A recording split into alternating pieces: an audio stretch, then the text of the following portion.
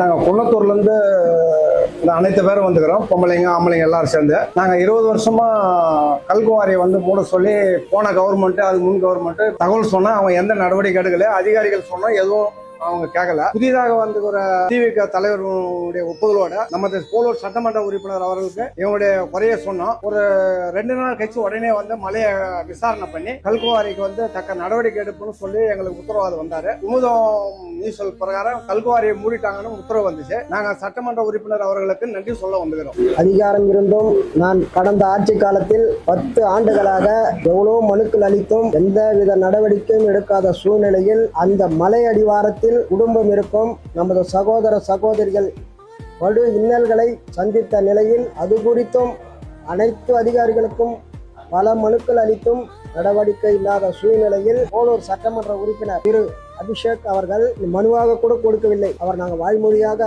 கோரிக்கை வைத்தோம். அதை ஏற்று அடுத்த நாளே அந்த மலையை ஆய்வு செய்து வெகு விரைவாக குவாரியை மூடுவதற்கு உத்தரவாதம் அளித்தார். மூடியும் விட்டார். அதற்காக மாண்புமிகு சட்டமன்ற உறுப்பினர்களுக்கும் தமிழக முதல்வர் அவர்களுக்கும் கனிம வளத்துறை அமைச்சர்களுக்கும் மாவட்ட ஆட்சியர் அவர்களுக்கும் இதற்கு பேரு உதவி புரிந்த அனைவருக்கும் நன்றி நன்றி நன்றி.